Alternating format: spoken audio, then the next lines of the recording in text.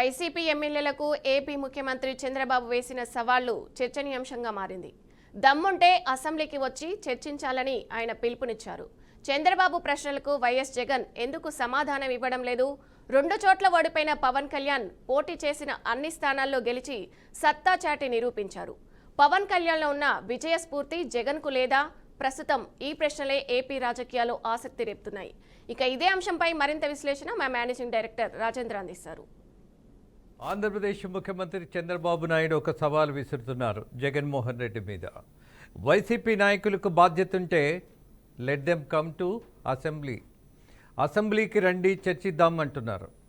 అలాగే దమ్ముంటే ఎక్కడైనా సరే ఎప్పుడైనా సరే మీరు చేసేటటువంటి ఆరోపణలు విని ఊరుకునేటటువంటి దశలో మేము లేం కాబట్టి దమ్మున్నోళ్ళుగా, ధైర్యం ఉన్నోళ్ళుగా, నిజాయితీ ఉన్నోళ్ళుగా మీలో ఎవరైనా ఉంటే ముందుకు రండి అన్న కొత్త సవాలు విసిరారు చంద్రబాబు నాయుడు. నిజానికి ఆయన మాట్లాడేటటువంటి మాటల్లో దూకుడు తక్కువ ఉంటుంది, విషయం ఎక్కువ ఉంటుంది అని చెప్పుకుంటారు. బట్ ఇవాళ దూకుడు కూడా కనిపించినటువంటి పరిస్థితి. కానీ ఈ దూకుడు నిజమేనా? ఇది కంటిన్యూ అవుతుందా? ఈ చెప్పిన మాటల్లో కార్యాచరణ ఉంటుందా? చంద్రబాబు నాయుడు మాటలు మాట్లాడుతున్నారు కానీ దూకుడుగా లేరు కదా అన్నటువంటి ఒక దురభిప్రాయమో సదభిప్రాయమో లెట్ ఇట్ బి. జనాల్లో మాత్రం ఒక చర్చ ఉంటుంది. ఎందుకు జనాల్లో ఒక చర్చ ఉంటుంది? కనీసం సంవత్సర కాలం పాటైనా పాలన మీద దృష్టి పెట్టాలనేది బాధ్యత కలిగినటువంటి కూటమి ప్రభుత్వంగా, ఆ అధినేతగా చంద్రబాబు నాయుడుకు ఉన్నటువంటి బాధ్యత. ఆ బాధ్యతను పక్కన పెట్టేసి వెంటనే కసి కక్షతో కూడినటువంటి రాజకీయం చేసినటువంటి నింద మొయ్యకూడదు అన్నటువంటి దాంట్లో దర్యాప్తు సంస్థలకు సంపూర్ణమైనటువంటి సమాచారం సేకరించమని ఆదేశాలు ఇచ్చిన తర్వాత ఆఫ్కోర్స్ కొంత లేట్ అనిపించే అవకాశం ఉంటుంది. కానీ ప్రభుత్వం అనగానే అభివృద్ధి వైపు, జనానికి ఇచ్చినటువంటి హామీల వైపు, ఆ హామీలు ఏమాత్రం ఆలస్యమైనా సరే విమర్శ ఫేస్ చేయాల్సిందే. ఈ జనం నుంచే మళ్ళీ విమర్శలు వస్తాయి, అలాగే సమాధానం చెప్పుకోవాలి. ఈ దశ కంటే ముందు డిఫెన్స్లో కంటే మనము ఏదైనా ఒక కార్యాచరణ పెట్టుకొని ముందుకు వెళ్లాల్సిన దశ ఉన్నది అన్నది ఇవాళ కూటమి ప్రభుత్వం యొక్క ఆలోచన. ఇంక్లూడింగ్ పవన్ కళ్యాణ్. జోరు తగ్గించాడా అని అంటే జోరు తగ్గదు, ఎప్పుడు ఉంటుంది. ఇన్నర్ సైడ్ ఏదైతే క్యారెక్టర్ ఉంటుందో ఆ క్యారెక్టర్ ఎప్పుడూ సజీవంగానే ఉంటుంది. అందుకే బాధ్యత కలిగినటువంటి నాయకుడిగా ఇవాళ సమాధానాలు, అలాగే సంయమనంతో కూడినటువంటి సమావేశాలు, ఇవన్నీ చేస్తున్నటువంటి ప్రయత్నం పవన్ కళ్యాణ్లో చూస్తున్నాం. అంత మాత్రం చేత ఇవాళ తగ్గిపోయారా, ఆవేశం లేదేంటి అన్నటువంటి ప్రశ్నలకు అర్థమే లేదు. అలాగే ఇవాళ ఒక ఛాలెంజ్ విసిరినటువంటి చంద్రబాబు నాయుడు మరి జగన్మోహన్ రెడ్డిని ఒకే ఒక ప్రశ్న అడుగుతున్నారు. మీరు అసెంబ్లీకి ఎందుకు రాలేరు, ఎందుకు రారు, ఎందుకు రాలేకపోతున్నారు అని. దీనికి సమాధానం చెప్పాల్సింది విపక్ష నాయకుడే. 11 మంది ఎమ్మెల్యేలు ఉంటే ఏమైంది అన్నటువంటి ధైర్యంతో ముందుకు రావాల్సిన అవసరం ఉన్నది కదా. 2 చోట్ల ఓడిపోయినటువంటి పవన్ కళ్యాణ్ పార్టీని నడిపించి మళ్ళీ ఇవాళ ఉప ముఖ్యమంత్రి అయినటువంటి సత్యం మన కళ్ళ ముందున్నప్పుడు జగన్మోహన్ రెడ్డి 151 సీట్ల నుంచి 11 సీట్లకు పడిపోయినంత మాత్రాన అసెంబ్లీకి రావాల్సిన అవసరం లేదా?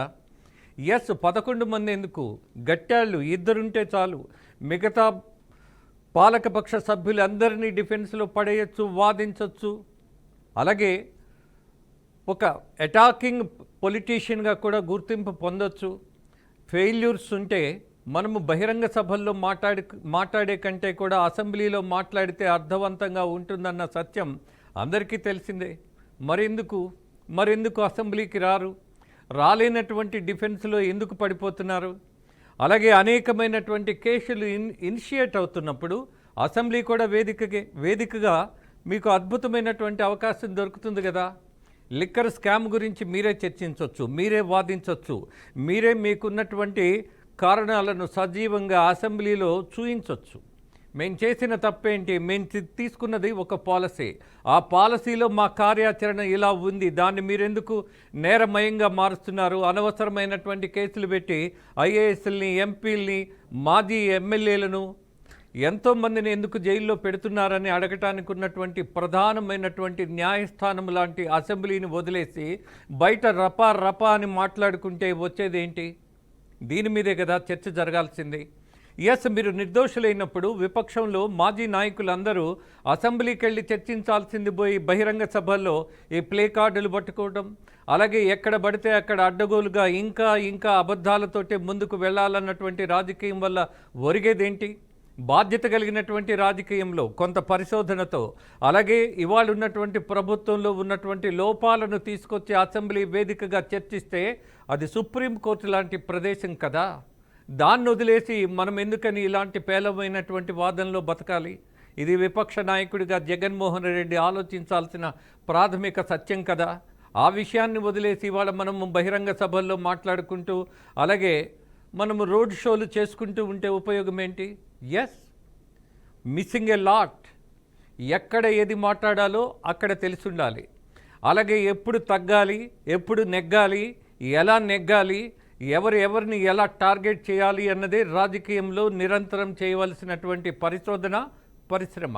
దాన్ని వదిలేసి శుష్కమైనటువంటి వాదనలు, అబద్ధాలతో కూడినటువంటి అర్ధసత్యాలు, అలాగే రాజకీయం మాత్రమే మనకి ప్రధానం అన్నట్టుగా జనాభిప్రాయాన్ని ఏమాత్రం మనం కన్సిడర్ చేయకుండా జరుగుతున్నటువంటి లోపాల్లో, అలాగే ఇవాళ పాలకపక్షం చెప్పింది ఎక్స్ 6 సూత్రాలు మేము చెప్పేశాం, ఎస్ ఖచ్చితంగా మేము అప్లై చేశామన్నారు. లోపాలు ఉన్నాయి, మీరు మాట్లాడలేనటువంటి దశలో ఎందుకుంటారు?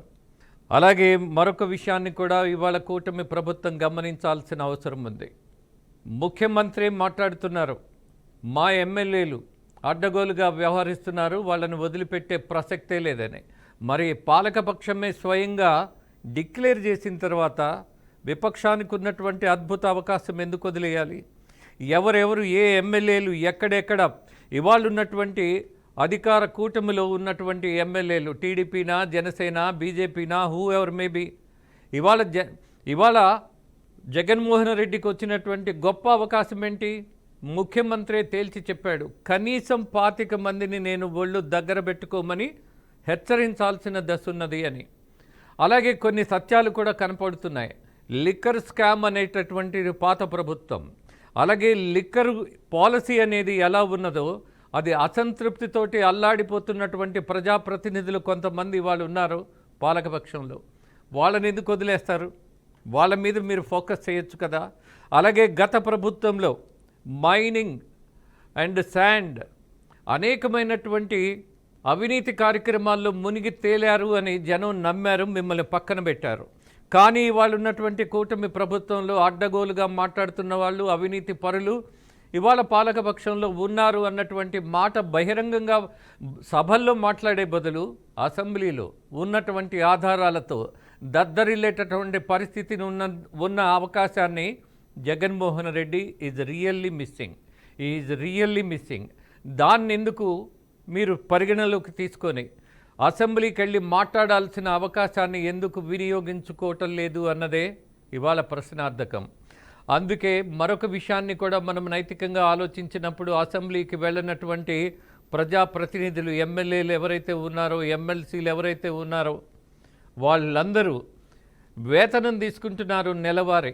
అలాగే అనేకమైనటువంటి పెర్క్స్ ఉంటాయి, అవి కూడా డ్రా చేసుకుంటున్నారు. కానీ అసెంబ్లీకి మాత్రం వెళ్ళట్లా. ఇది నైతికత కాదు, ఇది ప్రజల సొమ్ము. దీన్ని మనము కొట్టేస్తున్నాం. ఇది అక్రమ సంపాదన అంటారు. ఎక్కడైతే మీకు బాధ్యత ఇచ్చే అసెంబ్లీకి వెళ్ళి ప్రజల కోసం, ప్రజాభిప్రాయం కోసం, అలాగే ప్రజల ప్రయోజనాల కోసం చర్చించండి అని అంటే ఆస్తమానం బయటుండి ఏదో ఒక రగడ, ఏదో ఒక రచ్చ, అది పార్టీకి ప్రయోజనం కాదు, అలాగే ప్రజలకి ఏ రకమైనటువంటి ఉపయోగము లేదు. కానీ జనం మాత్రం విసిగిపోతున్నారు ఈ కుళ్ళు రాజకీయాలతో, ఈ కుట్ర రాజకీయాలతో, ఈ కక్షపూరితమైనటువంటి విధానాలతో, అలాగే బాధ్యత లేనటువంటి పద్ధతులతో. నేర్చుకోవలసింది, తెలుసుకోవలసింది ఇవాళ విపక్షం మొట్టమొదటిగా అసెంబ్లీకి వెళ్ళటం. వెళతారా లేదా చూద్దాం, వెళితే అభినందిద్దాం. వెళ్ళని వాళ్ళను మళ్ళీ రాజకీయాల్లో ఉండనటువంటి పరిస్థితి ఉంటే ఆ నిర్ణయమే ప్రజలు తీసుకోవాల్సిన దశ ఉంటుందని హెచ్చరిద్దాం.